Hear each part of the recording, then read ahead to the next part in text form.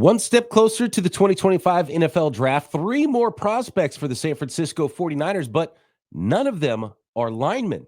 We're talking running back Ashton Jeanty of Boise State, Malaki Starks, safety out of Georgia, Tyler Warren, tight end from Penn State. Could the 49ers go away from the offensive and defensive line for one of these three prospects at pick number 11? Coming up on today's Locked On 49ers.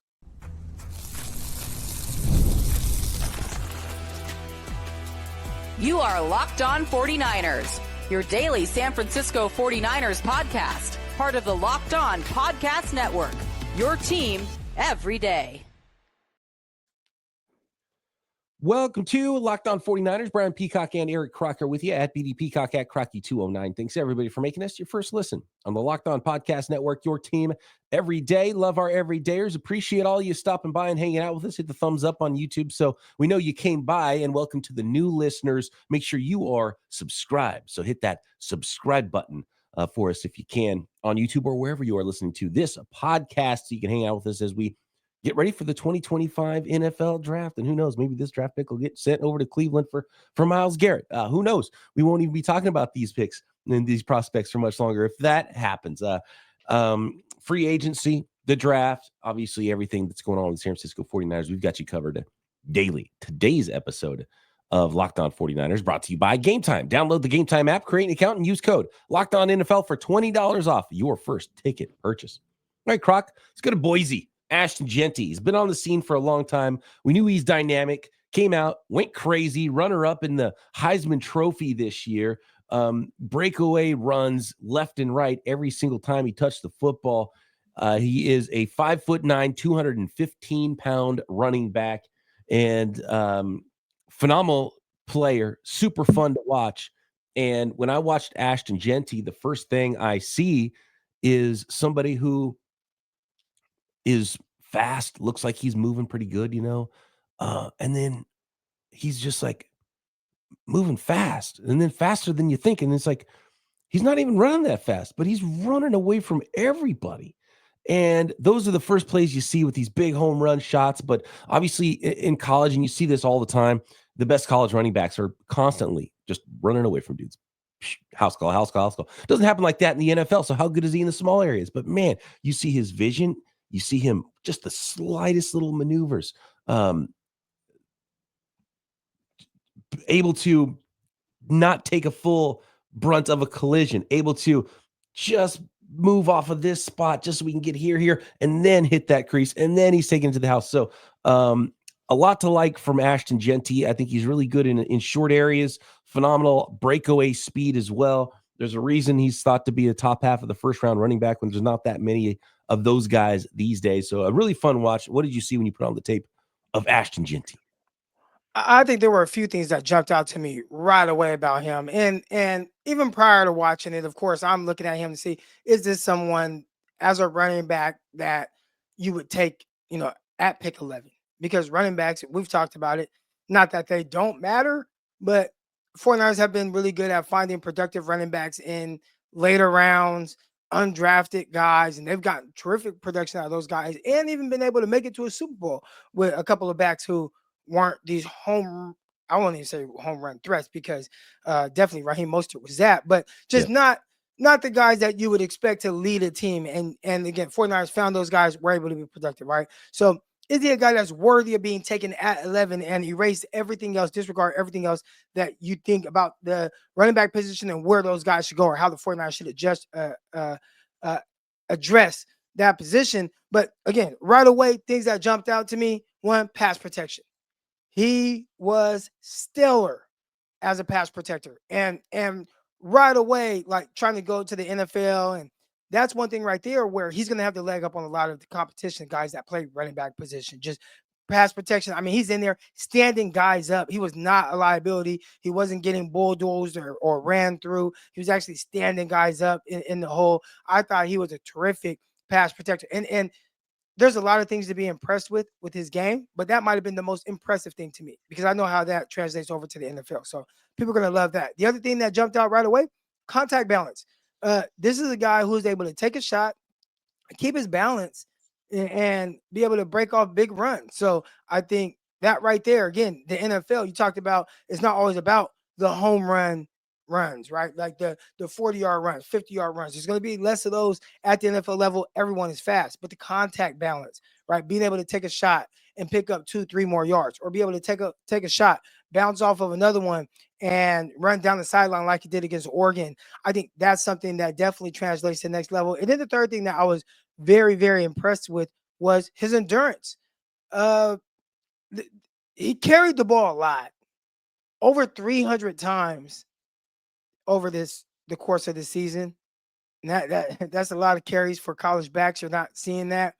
And there were times where they almost had to be patient with the home run from him, where he wasn't picking up a lot of yards, where teams were doing a really good job up front against them, and kind of balling him up and limiting the big runs. You watch a couple games, whether I saw that early in the Oregon game, then obviously he sprung off some big runs, had a huge game on the ground.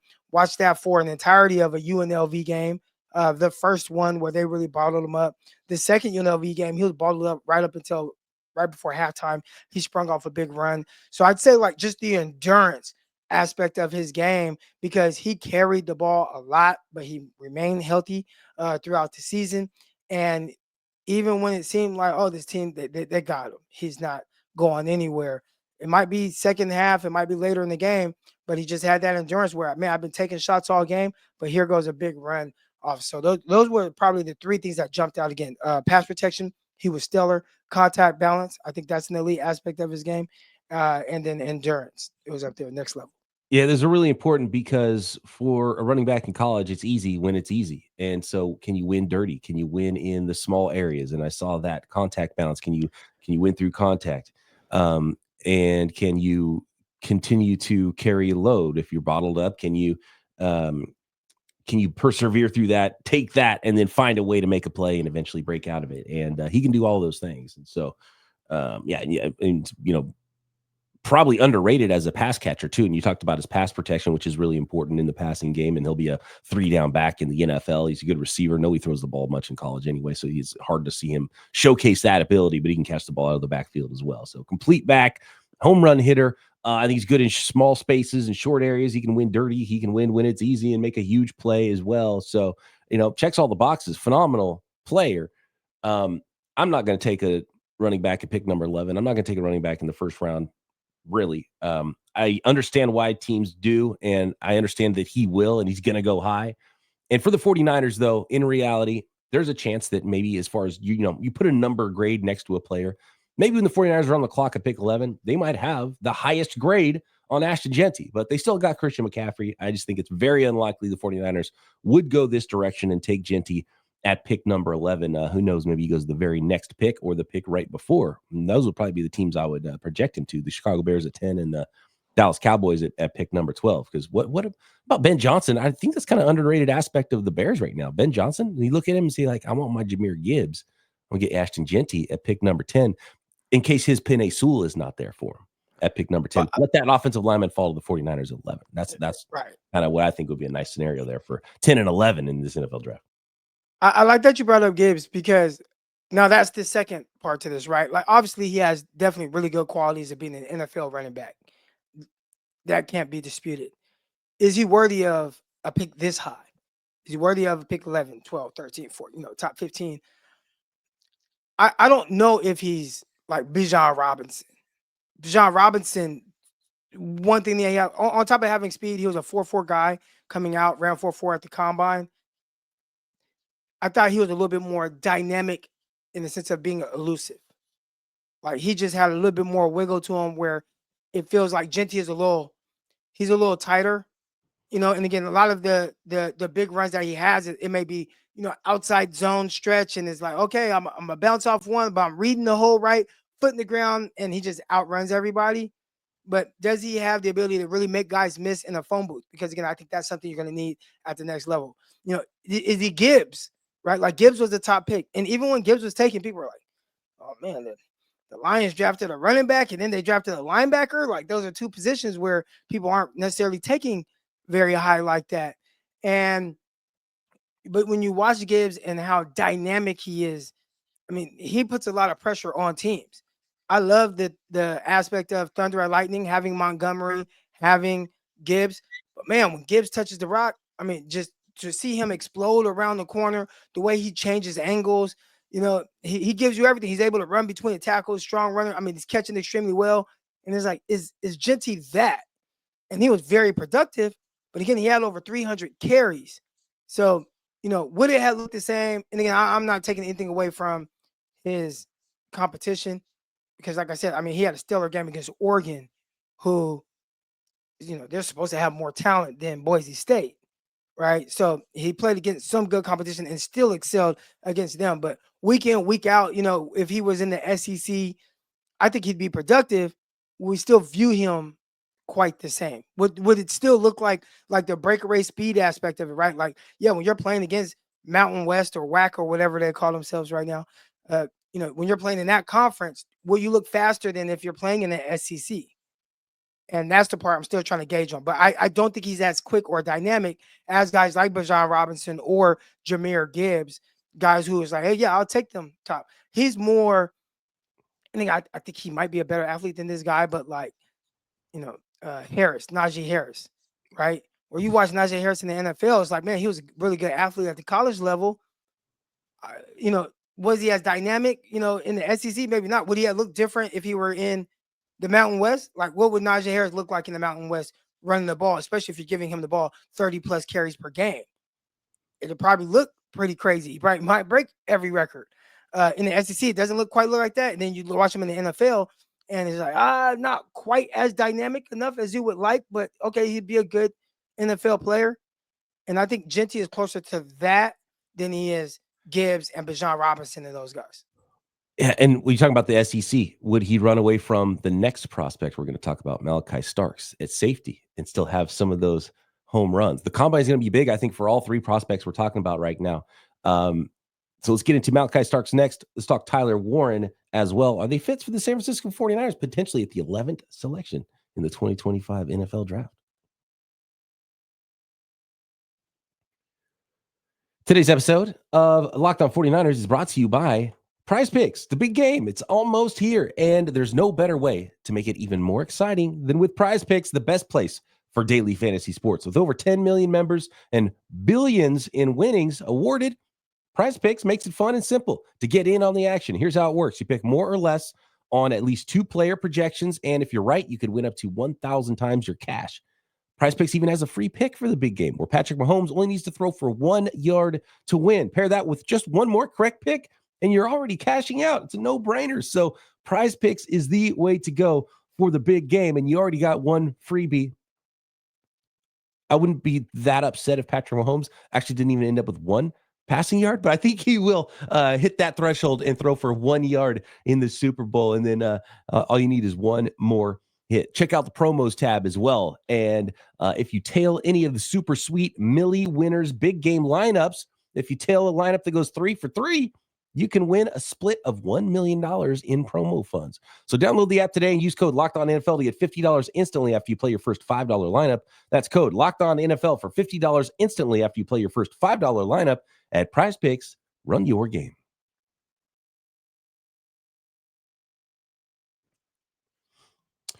All right, Croc. A little disrespectful throwing the Najee Harris on my guy Ashton Jeanty. I think he's got much. I'm not saying Najee Harris. I think he's a better prospect, but how dynamic would he look in a faster conference? I think he was stronger than a lot of the guys that he was playing against week in and week out. It looked like I thought he was really good, but it looked like when you see old high school or old NFL players' high school tapes, and they're like, "What the? This guy's playing with these guys?" It was one of those, right? Yeah. That's kind of been the big downfall for Najee Harris. Is he's just not dynamic like he looked in college, in the NFL, and he's just kind of like a dude, and he's good and he's solid across the board, but he just doesn't have that thing that carries him and makes him a special player. Excuse me, at the NFL level. I think Ashton Jeanty has a little bit more than that. Like some of the times he's scooting, and I think part of it is because he doesn't look like he's going as fast as he is. But the combine is going to be huge. Like, does he show up 5'9", 215? Does he run like sub 4.4 at 215? Does he run 4.55? Right? That could be huge. It's always going to be big at the combine for safeties and tight ends because you have to be elite if you're going to be drafted this high. And we're seeing Tyler Warren, tight end from Penn State, and Malaki Starks, safety out of Georgia, mocked in this area, similar area to Ashton Jeanty, around where the San Francisco 49ers are picking at number 11. You're the safety guy. You're the DB, Croc. So when you put on the Malaki Starks tape, what are you seeing out there?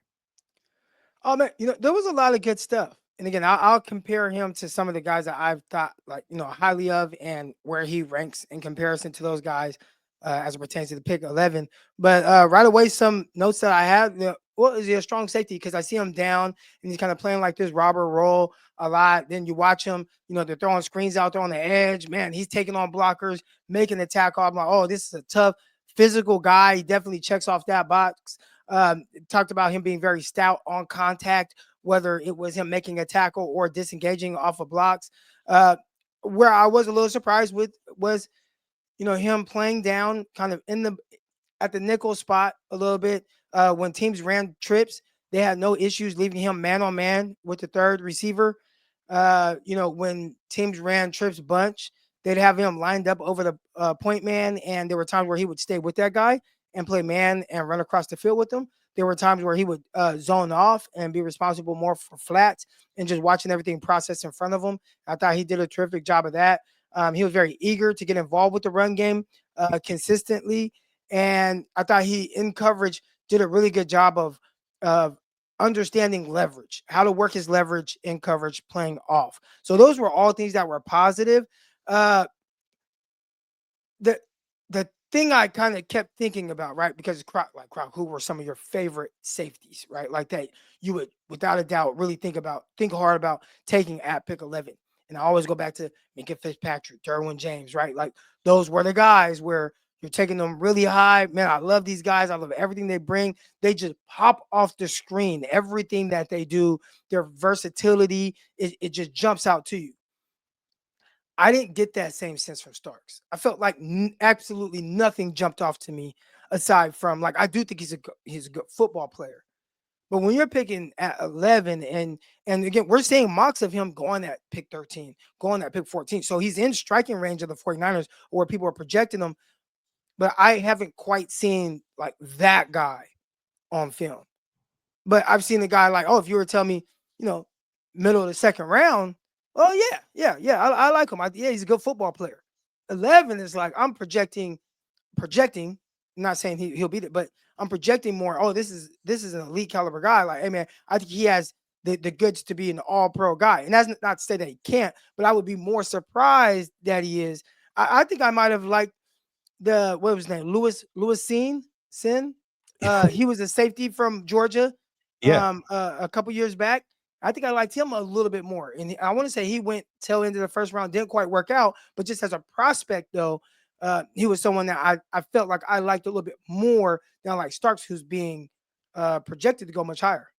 Interesting. I liked Starks quite a bit more than you. Lewis Cine, I was thinking about him the other day. He got drafted, I think it was the last pick in the first round to Minnesota. There were some trades at the end of that round. It disappeared. I've never heard his name once in the NFL. I can't remember a time that a safety got drafted that high and he just disappeared. It's kind of crazy. And so I don't know what the disconnect there was with him and what happened to him at the NFL level. But I remember you liked Lewis Cine a lot, and he was a dynamic athlete, and you saw a lot of wow stuff on tape. It's almost too smooth for Malaki Starks, maybe, because I was blown away how good he was in coverage, to the point where I could see a team wanting to try him at straight up corner, right? Nickel. I'd say nickel. Yeah, well, I mean, I think he could run, and we'll see what he ends up running at the combine. But I wouldn't be shocked. He's listed 6'1", 205. I wouldn't be shocked if he runs at a level where you're like, he could play corner. He's going to college in Georgia. Those dudes, they're built different. He could be 6'1", 205 and run 4.45, and I wouldn't bet an eye. Yeah. Oh yeah, no doubt. And the wow play you're looking for though against Clemson, he's lined up at that sort of slot star position, and that's. A lot of teams do that in college, and I actually kind of like seeing it now because I think there's more opportunity to do that in the NFL. And I know the 49ers do like to interchange their safeties, bring a guy down, and he'll maybe end up in a slot in a nickel area of the football field. And so it's good to see a player be able to do that. But the slot fade has kind of hit the 49ers, right? That's a play they've had trouble defending with their current scheme. And Slot fade against Clemson.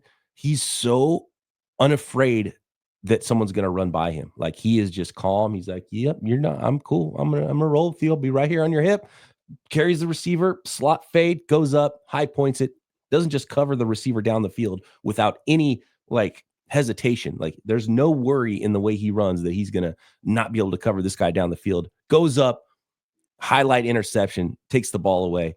Phenomenal play. And I was like, wow, kind of stood out of my seat when I saw that one. And so I love that he can do everything. He can hit you. He can stop the run from inside the box. He's got range as a deep half safety, middle of the field safety. I think he's got plenty of range there. He can come down and he can cover. He can do everything that you ask a safety to do. I think he's a first-round talent all day long. Question is, do you pick him as high as pick number 11? And do you like him so much that you would take a safety there over maybe an offensive or defensive lineman that is on the board? That's the question for me. I think Starks is an easy first-rounder. Probably, though, and we saw this with Hamilton, right? Kyle Hamilton ended up going a little bit later, although he didn't run great, right? Well, there was something with him. He ran at the combine. I want to say he ran 4.59 or like 4.61. It was something along the lines of that, where people thought, oh, he's going to be much faster. Oh, but don't worry, he's going to run at his pro day. He went to his pro day and ran at 4.7. It got worse. Yeah. Now, Baltimore was just like, you know what, whatever. He's a great football player, and maybe his length can make up for his lack of just straight line speed.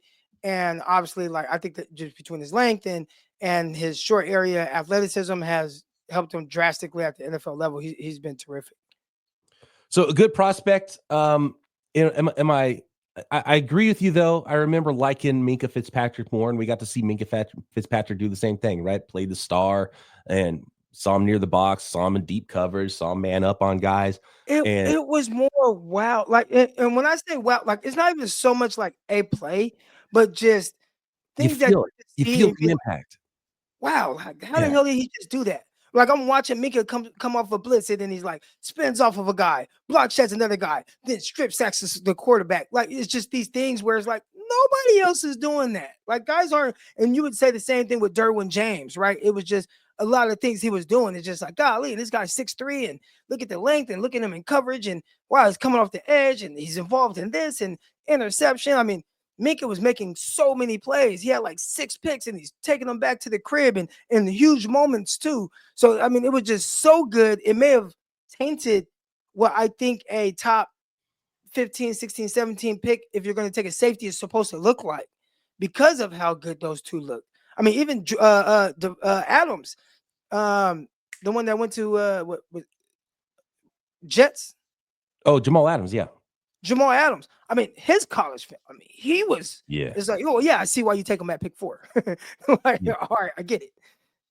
And I didn't quite get that from Starks. I did get good football player. Yeah. But not like I would struggle to take him at 11. And if you're talking about these positions that are maybe not as high positional value as other positions, it's okay to be greedy. You're picking 11. You want to, if that's not like this guy, you cannot pass on him because he's going to be wearing a gold jacket someday. You can't pass on that player, right? If you feel that he's that kind of a guy. And I get that you don't get those vibes from these guys so far. What about Tyler Warren, the tight end out of Penn State? Next.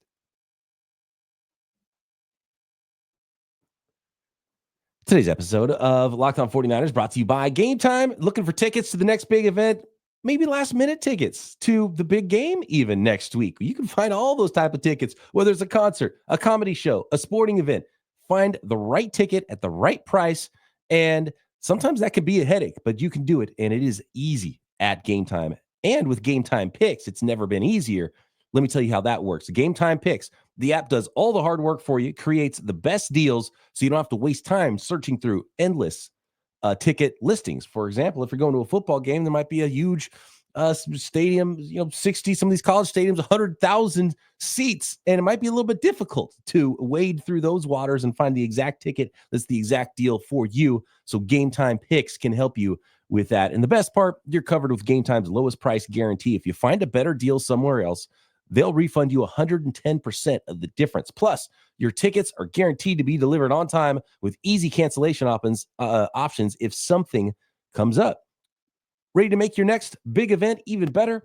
Download the Gametime app, create an account, and use code LOCKEDONNFL for $20 off your first ticket purchase. Terms apply. Again, create an account and use code LOCKEDONNFL for $20 off. Download Gametime today. Last minute tickets, lowest price, guaranteed.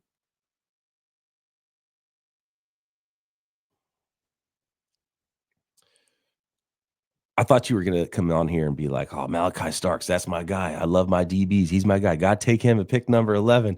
Croc's being greedy, and I love it. You got to be greedy. I'm greedy at pick 11 right now, Croc. Like, the Niners have a chance to get a difference-making player. If you're going to draft a safety, and, I mean, God forbid, running back, but a tight end, this guy better be like that dude.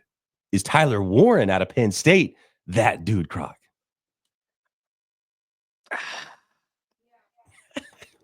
I hate that. I think I'm 0 for 3 with guys that pick 11 in this one.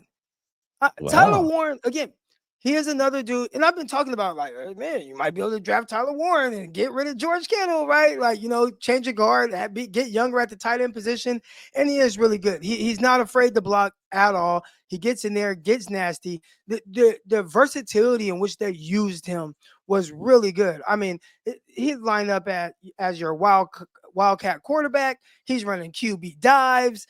They're throwing screens to him against USC. The very first play, screen to him. The very next play, they lined him up in a bunch. He's like the third guy out, or they call him one. He was at the one spot off. They cleared it out, ran a slant underneath. I mean, they find a ton of creative ways to get the ball in his hands, and you see his contested catch ability. I mean, there's a lot to really like. But when we're comparing him, again, all I can do is compare to other guys that have gone high and what they look like. Now, he is different, right? Because he's huge. He's listed at like 6'6". He might measure in at 6'5". He's 255 pounds or 250. He's a bigger dude. Can we talk about that for a second really quick, Quack? Because Yeah, I was surprised, because I remember hearing that he was 6'6". I was watching the tape. I thought he was 6'4", 245. And I was like, wait, he's 6'6"? And I went back and looked. It's like, yeah, 6'6", 260 is what he's listed as. I don't think he's come in that big, or maybe he just moves so well, or maybe see him in the backfield sometimes with number 44 made it seem like he was smaller. I'd be shocked if he's actually 6'6", but he's got plenty of size to play wide tight end role, which is the key. He is a big guy. Now, George Kittle, right? George Kittle is not the biggest of tight ends, 6'4", 245 coming out, right? But one thing about Kittle, one, he was drafted like 5th round. But two, the thing, I think one of the things that probably was very intriguing, on top of just his blocking ability and the relentlessness he brought to that aspect of his game, but very quick, twitchy player. Like, even as a route runner, there's a lot of people like, oh, George Kittle, like, not a pure receiver. Man, BS. This dude was twitchy.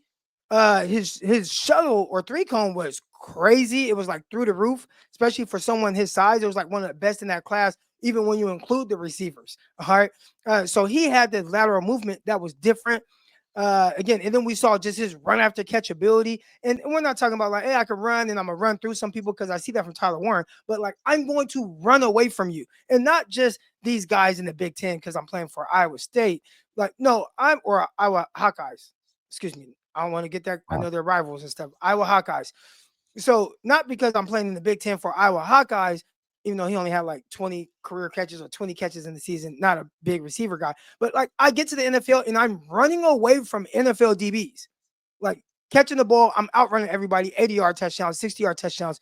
He's going crazy. When I watch Tyler Warren, he is a very fluid athlete. So he's not like this big, stiff guy, but he looks like someone who potentially can maybe struggle with creating separation at the NFL level against safeties and linebackers. Like, he may win more with positioning, and he is a large target, so that's where he can win. He may win more with the 49ers because it's like, hey, well, we're not going to ask you to just be a man-beating guy.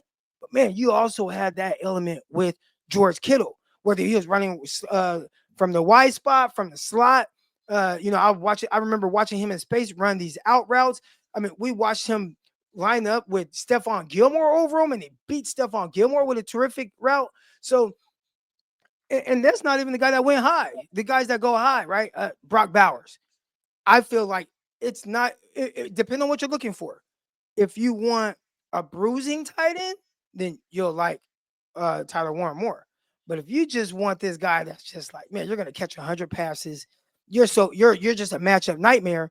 Well, he's not Brock Bowers, and even the big kid that went to Atlanta out of Florida hasn't been Kyle Pitts. great. Yeah, Yeah, right. Kyle Pitts. He was huge guy, very fluid, very nuanced, terrific. Just hands and all those things. I think Warren gives you some of that. It gives you that as well. Like, just made a great contested catch against USC, and he did that consistently. He's very good. He is. I would like to see a little bit more twitch and a little bit more just pure explosiveness to be able to run away from guys. If I'm drafting a tight end at 11 when there's potential a tackle or an edge rusher, and it's like, man, you don't want that grade to be close at all. No, you have it be somebody like Brock Bowers. It's like, oh, it's a no-brainer, right? Oh, Brock Bowers falls to me. If I'm the Raiders, Brock Bowers, let's go, right? Like, let's go. That's a no-brainer. Warren, I think it's a no-brainer based off of people watching the game, and he's very productive. How he wins at the NFL level, that it gets a little murky, and it just at least at pick 11. Later than that, we may be having a different conversation. A lot of forced production the way he was used. Like, I've never seen a team use their tight end to be the featured guy, like on tight end screens as often as they did with Warren. He's getting the ball in Wildcat and getting it snapped to him in the backfield. I like the contested catch, but I get what you're saying, because you're going to draft a tight end at number 11 overall. This dude better be a nightmare and be able to win one-on-one on third down.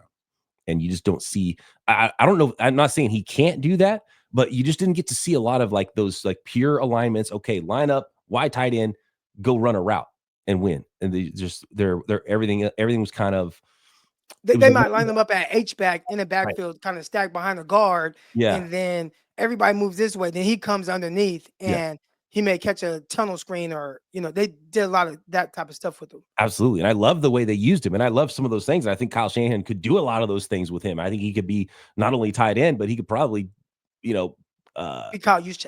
Erase the use of Kyle Juszczyk. Yeah, exactly. He could be Kyle Juszczyk and do some of the move stuff that George Kittle does. But yeah, when it comes down to it, is he Travis Kelce getting open for you on third down? Because you want that if you're going to draft him at number 11 overall. And you just didn't see enough of that. A lot of his assignments were just not from a Y tight end alignment, even though he was plenty physical when he needed to block people. I liked how he finished runs as well. Physicality. He had a nice little bit of burst when he did get the ball in the open field and had to turn up field and go and run, and, screen passes or short catch and run situations. So there was a lot to like. Is he a third down nightmare and able to separate? There was just didn't quite see enough like straight up usage from him.